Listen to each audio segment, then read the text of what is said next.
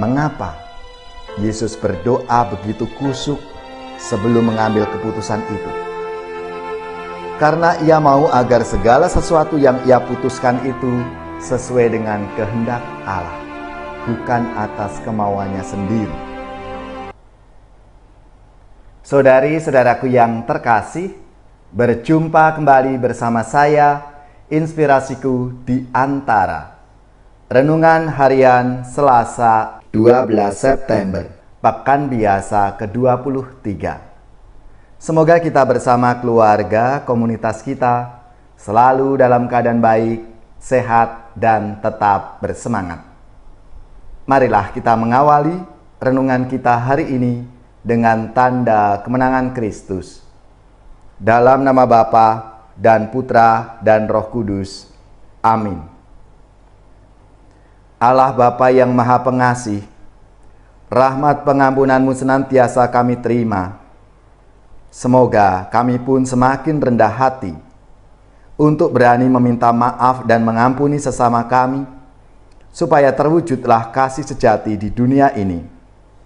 Dengan pengantaraan Yesus Kristus Putra-Mu Tuhan kami, yang bersama dengan Dikau dalam persatuan Roh Kudus, Allah sepanjang segala masa. Amin.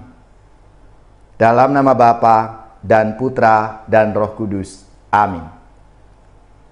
Inspirasi kita hari ini dari Injil Suci menurut Lukas bab 6 ayat 12 sampai 19.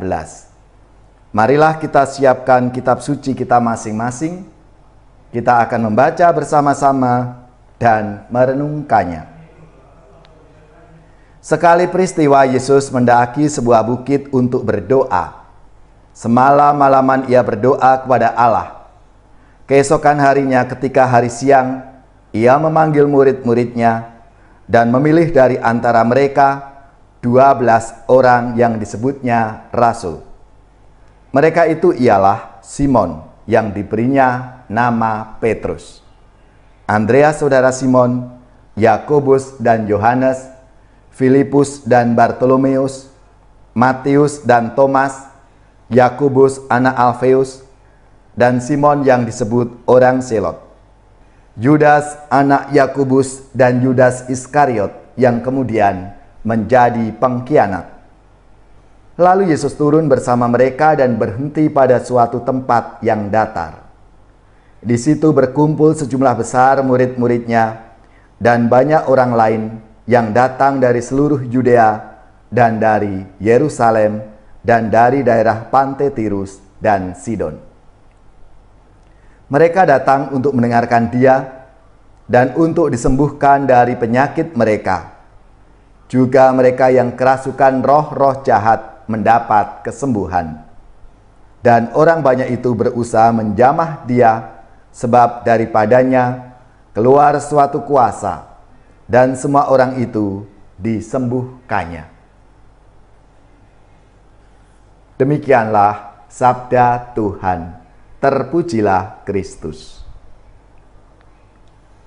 Saudari-saudaraku yang terkasih, dalam sabda Tuhan hari ini dikisahkan Yesus yang berdoa semalam-malaman sebelum mengambil keputusan penting dalam perjalanan pelayanannya, yaitu sebelum Yesus memilih orang-orang yang akan menjadi kawan seperjalanan sekaligus rekan kerjanya mewartakan kerajaan Allah. Mengapa Yesus berdoa begitu kusuk sebelum mengambil keputusan itu? Karena ia mau agar segala sesuatu yang ia putuskan itu sesuai dengan kehendak Allah, bukan atas kemauannya sendiri. Saudari-saudaraku yang terkasih, betapa mudahnya doa-doa kita itu berhenti pada sekadar serangkaian laporan atau daftar permohonan. Minta ini, minta itu. Kita seringkali lupa bahwa doa itu bukan sekadar tentang diri kita. Doa itu juga adalah tentang Tuhan yang hendak memberitahukan kehendaknya kepada kita. Asalkan kita mau mendengarkannya, yang begitu halus dan kerap kali kurang jelas terdengar. Memang bukan perkara yang instan. Di sini dibutuhkan latihan dan ketekunan terus-menerus. Akan tetapi sebagai langkah awal, baiklah, kita berdoa dengan jujur, mengungkapkan apa adanya dalam diri kita, bukan saja kepada Tuhan, tetapi kepada diri sendiri. Berani jujur kepada diri sendiri adalah tantangan awal bagi setiap orang yang hendak melibatkan Tuhan dalam setiap doanya. Menjadi pertanyaan refleksi untuk kita masing-masing. Bagaimana selama ini kita berdoa kepada Tuhan? Apakah hanya serentetan daftar doa-doa kita kepada Tuhan?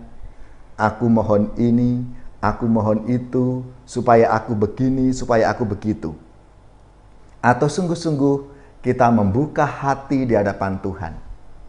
Kita sampaikan semuanya. Kita serahkan apa yang kita alami dan mungkin apa yang kita harapkan. Namun semua itu sesuai dengan apa yang Tuhan kehendaki atas diri kita, atas hidup kita. Dan itu yang sudah diteladankan oleh Tuhan Yesus sebelum Yesus memilih para rasulnya. Yesus berdoa di hadapan Allah Bapanya. Mohon rahmat agar kehendak Allah lah yang terjadi atas doa-doa yang disampaikan Tuhan Yesus itu. Dan ini menjadi inspirasi teladan dalam hidup doa-doa kita. Bersabdalah ya Tuhan, hamba-Mu mendengarkan. Anugerahkanlah kepada kami keberanian untuk melibatkan Engkau dalam setiap keputusan yang akan kami ambil.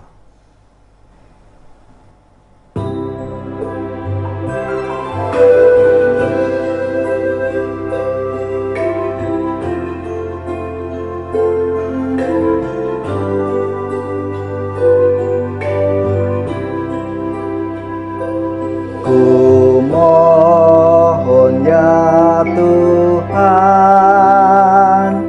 buka hati hamba, buatlah hamba mampu mendengar sabda-Mu. Gemakan ya Tuhan lagu panggilan-Mu, supaya jiwaku mengidungkan perintah-Mu. Tiuplah nada sabda sangkakala,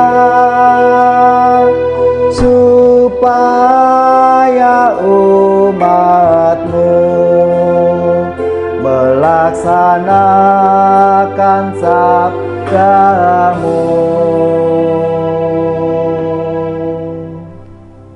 Saudari-saudaraku yang terkasih, marilah kita mengakhiri renungan kita hari ini dengan mohon berkat Tuhan, dan kita akan menerima tugas perutusan. Marilah kita siapkan hati kita untuk menerima berkat Tuhan.